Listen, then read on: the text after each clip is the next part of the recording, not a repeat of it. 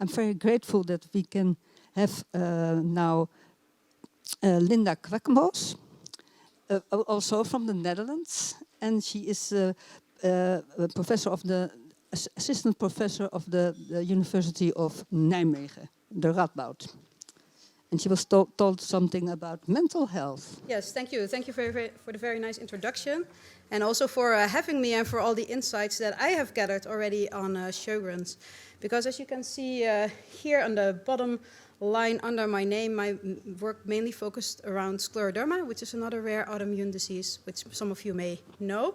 But I think that, like Soren said, some of the general principles that we use in psychology in chronic diseases, especially chronic rare diseases, can be transferred to other diseases such as Sjögren's. So I'm learning a lot, but I hope that I can also give you some insight in mental health and psychology.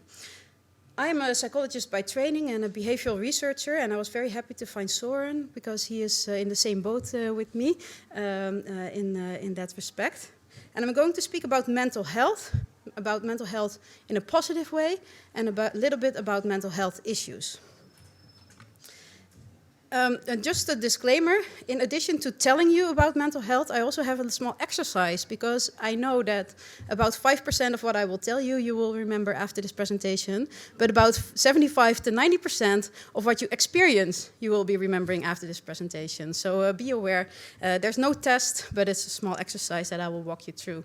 I do not have any disclosures. When you walk into the doctor's office, or as a doctor, clinician, when the patient walks into your office, what do you see? Do you see a patient, a Sjögren patient, or do you see a person who has Sjögren's, but also has a lot of other things in addition to this biological challenge? It's also a person with psychological challenges, but also psychological health, social challenges and health, who lives in a certain context. I see that the corners of the colors is not really visible, but these are like little circles that all constitute the person with a certain disease. The biopsychosocial model of health and holistic healthcare, and I think they go hand in hand. And if you look at Eurodis, they also made a priority of holistic care and holistic healthcare. And you may be surprised that when I'm at EULAR or at ACR or another rheumatology conference, that I'm one of the few psychologists actually who is present there. Whereas for you as organizations, this is such an important topic. Not to say that all of the medical research and advances are not important, but this is another important part of healthcare for people with Sjögren.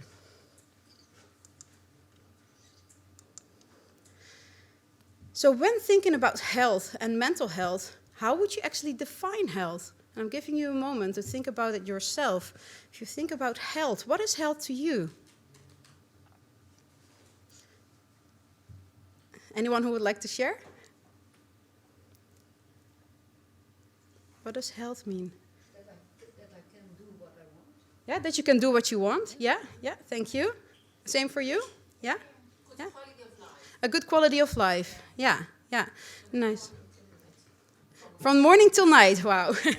Yeah, thank you. Thanks for sharing that. Yeah, and actually for the longest period of time, the healthcare system has been focusing on the medical model of health until approximately 1977. The medical model of health, where health was the absence of disease. So that means that when you have a disease, or when you have Sjögren's, for instance, you will never be healthy again. I tend to disagree, and luckily many with us, because there's also something called positive health. And Machteld Huber, also from the Netherlands, by the way, she came up with another definition of health. And she said, health is the ability to adapt and to self-manage in the face of social, physical, and emotional challenges. And I'm teaching my third-year psychology students this, because they still, while we all talk about like the biopsychosocial model, they still have this like internal idea, like if someone is ill, you cannot be healthy. Right? But there's many things of positive health, adaptation, and self-management that you could still build. And some of this is related to the concept of resilience.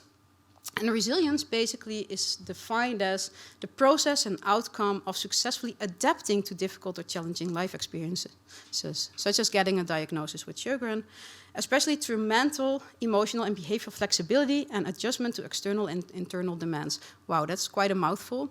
But what basically the idea is that you can build resilience. Like, we all have a certain level of resilience already based on our life challenges that we've already had, our youth, our personality traits, etc. But you can also cultivate and practice resilience, improving your mental health or cultivating your mental health. And I think this is a really important component of what I would like to discuss today in this presentation. So I've given you a definition of resilience, I've given you a definition of health, but what actually is mental health? And often if we talk about mental health, we think about challenges, mental health issues, depression, anxiety, etc. But it's much a much broader concept. Looking again not at the disease side of it, but at the health side of it. So mental health is the capacity of every individual to feel, think, and act in ways that enhance their ability to enjoy life and deal with challenges. So again, very positively connotated, positive sense of emotional and spiritual well-being in someone's context.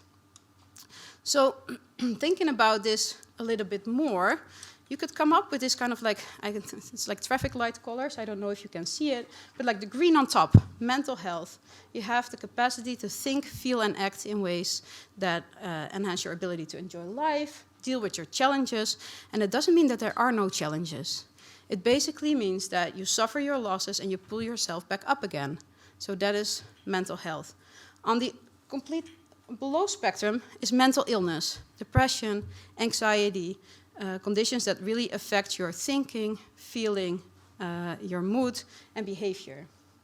And then somewhere in between is where I would think many people with a chronic disorder sometimes are situated, the mental health issues. It's not what we call in psychology psychopathology. It's not mental health, mental illness, but you have diminished capacities that interfere with your enjoyment of life and that interfere with your ability to rebound or recover from losses or challenges. So that's the orange part of this traffic light. Still with me? Yeah, good. Just to check. And then if you think about psychology, there's also this movement from the traditional psychological approaches that basically speak about something is not going well, something is wrong, and you're trying to reduce the symptoms and prevent it from getting worse. So basically, something is going wrong, and you're making it normal again. Very important. I'm not saying that one is more important than the other. But there's also a newer tradition on positive psychology, and that means you're already doing quite well, but you can still improve. You can improve your well-being, you can flourish, you can strengthen your character and build even more resilience.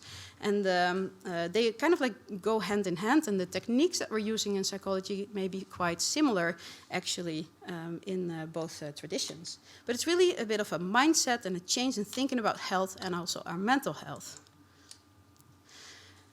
I did put one slide with some Sjogren information. And only one slide because I think that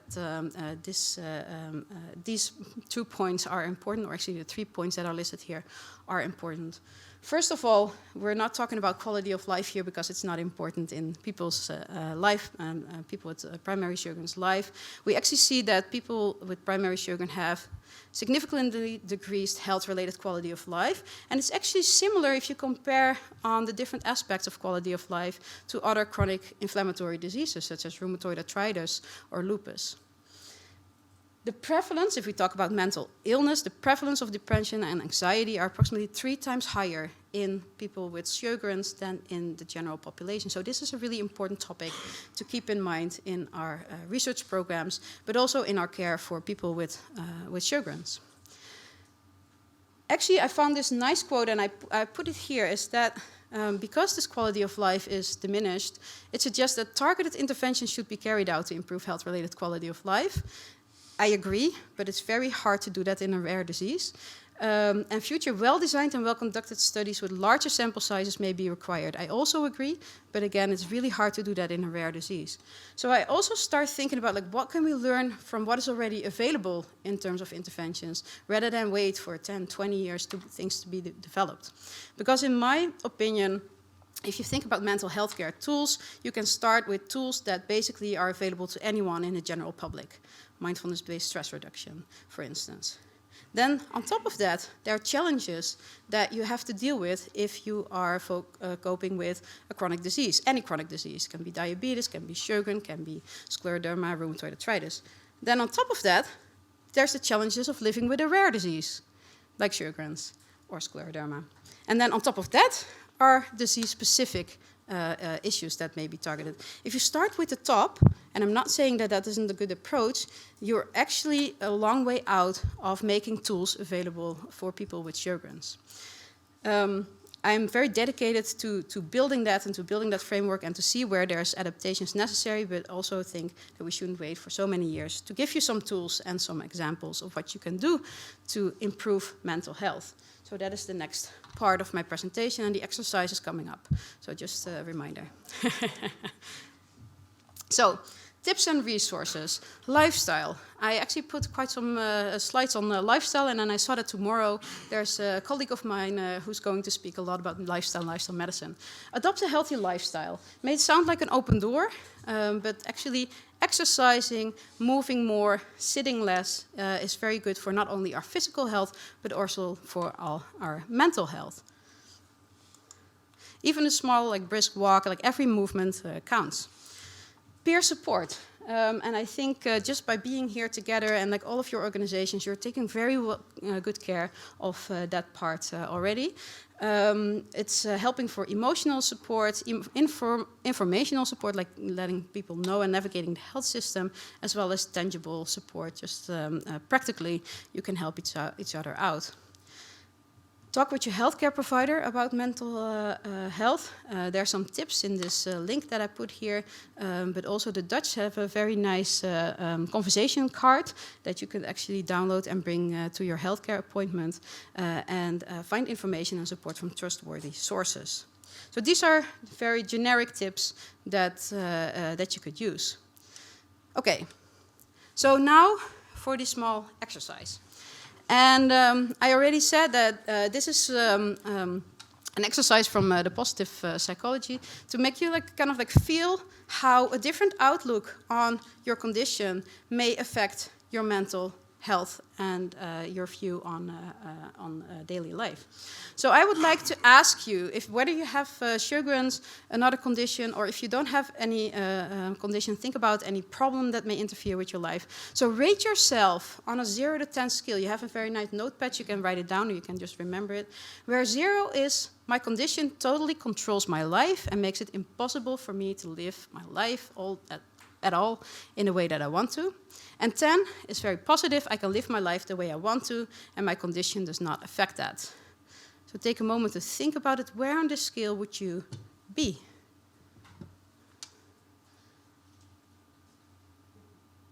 Good? Got it? Yeah? Okay. So now the next step is to think about why is it the grade that you chose and why is it not a 10? Unless someone had a 10. But so why is it the grade that you chose and why is it not a 10?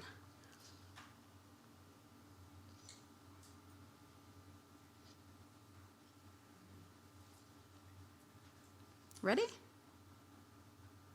Yeah. Why is the grade that you chose and not a 0?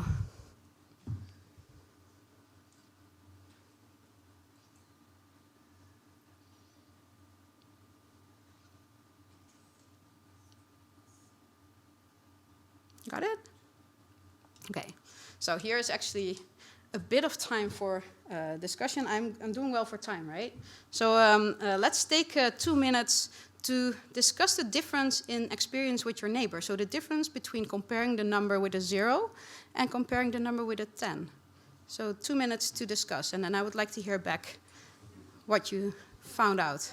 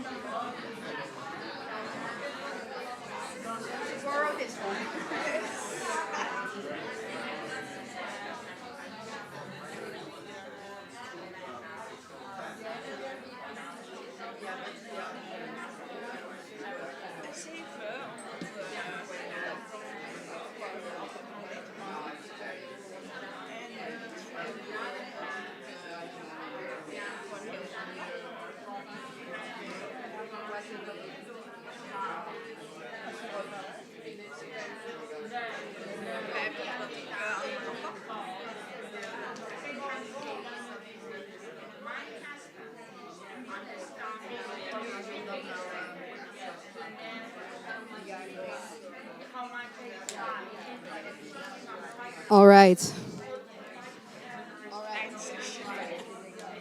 Let's move on.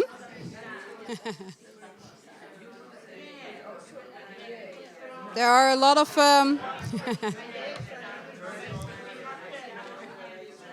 there are a lot of nice discussions. I'm, are you done? Yeah, yeah. So thanks for all the nice discussions. Also in the back, can we? Yes, yeah. Okay, so I'm actually interested to hear some of your experiences. Is there anyone who would like to tell me, like, how does it make you feel? How was it to do this exercise? Yes? Thank you. Uh, it's difficult. Yes. It's difficult, first of all, to understand the meaning, and you need to be honest with yourself to understand how the others react and how the others affect your feelings.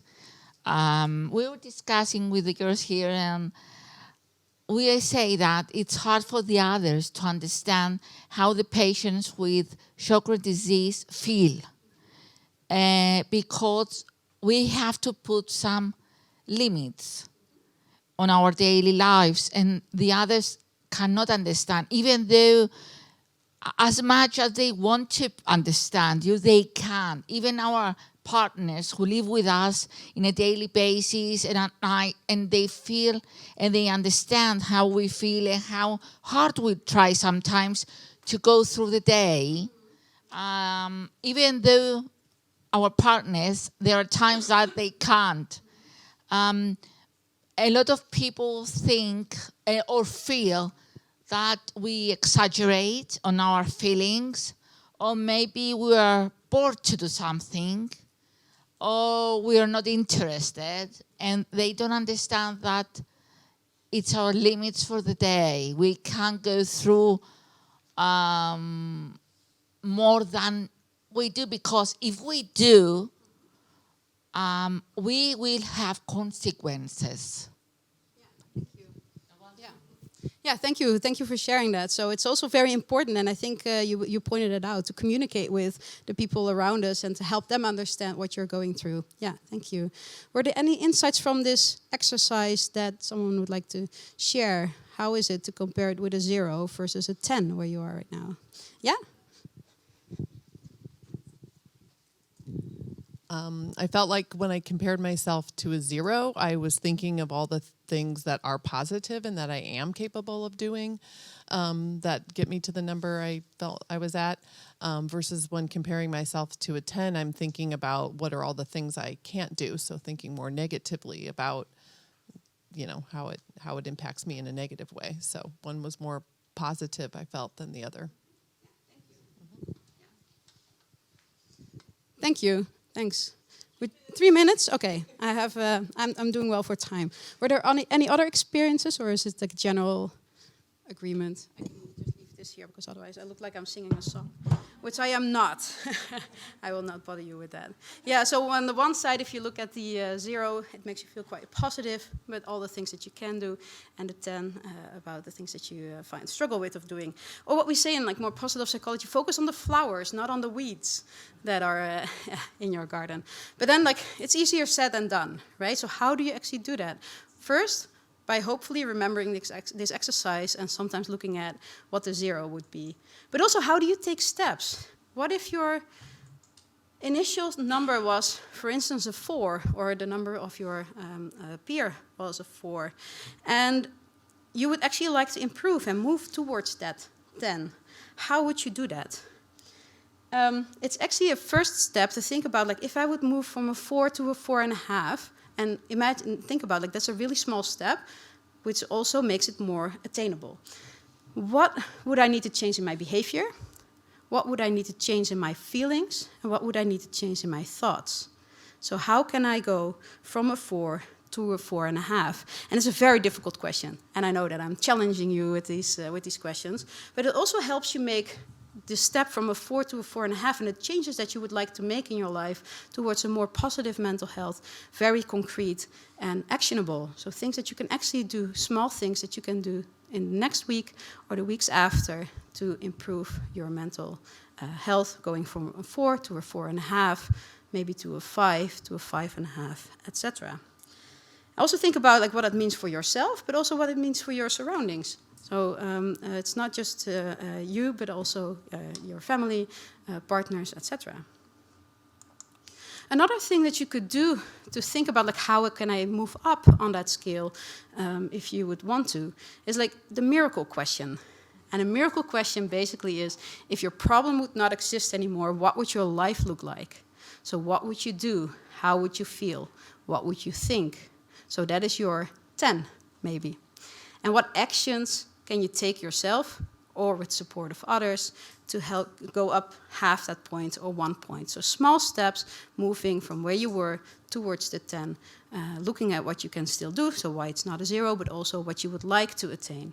And this is actually a very classical exercise that is helpful for those who are in like the orange zone with like some mental health issues, but also in the green zone.